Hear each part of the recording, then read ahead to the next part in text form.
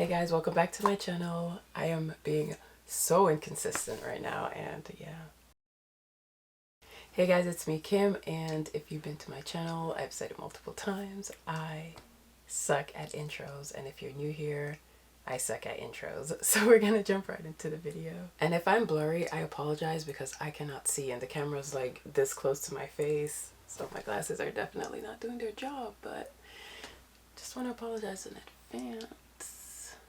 So actually, I'm going to start off in my living room where I'm going to share with you guys some like tips on how to upgrade your space using plants. I think plants add a lot of personality to the space. And I personally don't think I have a green thumb and my plants are living. So if I could take care of a plant, you could take care of a plant. That's not true. That's not true. Especially with spring coming, I think it's literally like the perfect season to like, you know, at least test it out. Add one plant to your space and just, you'll fall in love. You will fall in love. So my living room is not crowded with plants, and that's on purpose. I do like empty space, so I purposely did not overdo it with plants.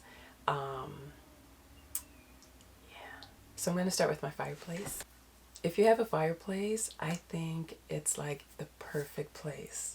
Perfect place for golden pothos or whatever hanging plant. I personally have a golden pothos, and I think it's literally like the perfect spot to display your plants. And a tip I might add is to just add a little bit of you to it. Like I personally use Legos. That's our family thing, you know, just building Legos together and then just displaying it. And I figured adding the plants to it would just make it look more, I don't know, it just looks really, really good to me. Like, you know, it's not something you walk into someone's house and see their plants, you know, wrapped around their Legos, which is why I like it. It definitely speaks, like you can't not notice it.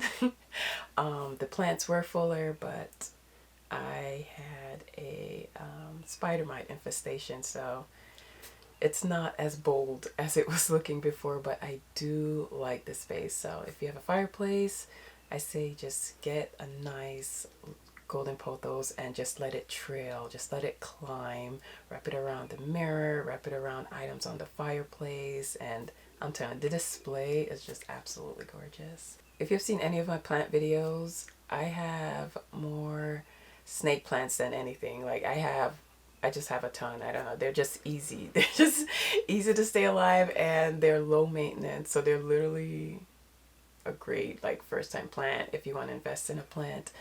This spring, snake plants for sure. And I purposely put the snake plants by my sofa just because of its like height and like its design, how it like curls up. Initially, I wanted it on the floor, but when I first got the plant, I wanted to know what it looked like just sitting next to the sofa. And even though I did like it, I feel like it wasn't drawing my eyes up. Like there was no height. Everything was just like eye level. And I was like, yeah, no. So adding like plant stands to give your plant some height and draw your eyes upwards in a space is a nice tip. Because you don't want everything to be eye level. Like that's like flat. So plant stands work wonders. They work wonders.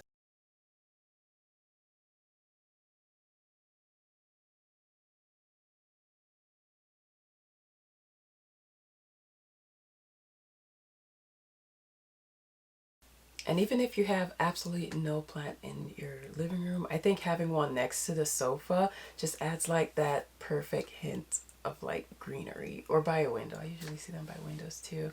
But if I had to take every plant out of my living room and just pick one space, it would be by my sofa. So I think it just, I don't know, I just feel like it just elevates the room. Speaking of drawing the eyes up in a room, we're actually going to move over to my window, which has another golden pothos. It used to be full, like it was just like overflowing. It was just so beautiful. But like I said, I had a spider mite infestation, so a lot of my plants look a hot mess right now. Like they really do. They look like they're ill, but they are recovering, so I'm not upset with that. But yeah, hanging plants, something to draw your eyes up.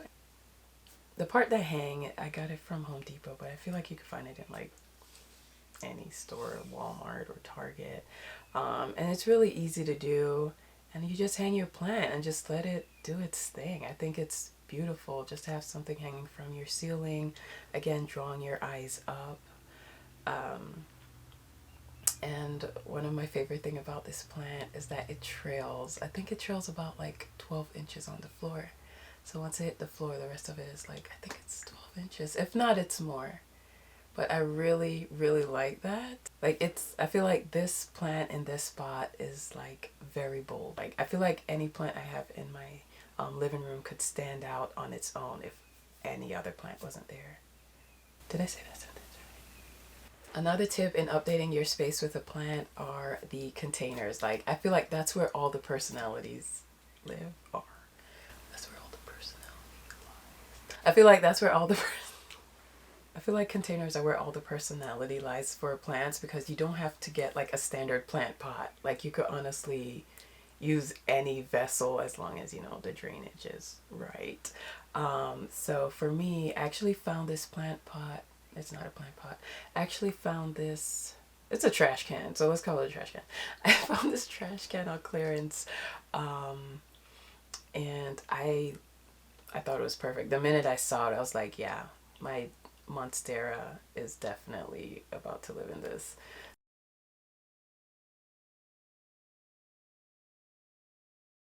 And the Monstera itself, it was growing outside last summer, and instead of just like repotting it, I cut the base of it and just put it in the container, and that's all the roots that has grown since. So it's like literally beautiful. Like sometimes I just want to imagine, sometimes I imagine what it's like, you know, underneath the plant, you know, visually what it's like. So to have the container and to have all the roots just exposed and visible, it's literally, I don't know, it's just like nature's art. It's like natural art, and it's so beautiful to me. So beautiful. Ignore the water.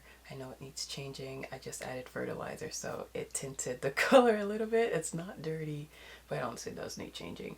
But yeah, just pick a vessel and just make it work for your space. Like just step out of the box. Step out of the box, try something different, and just see if you like it. And the thrift store is actually a really good place to start when you're looking for something different for your plants. So I call this plant my statement piece because it is, I mean, it is big. So I am using like a bamboo arc type situation for it. The goal for this plant was to sit on this bench by the window because, like I said, I love height. I like when my plants look nice and tall. But yes, Ziggy again. Ziggy just, he's very competitive with my plants. So I do have to keep it on the floor, but I still think it looks really, really nice.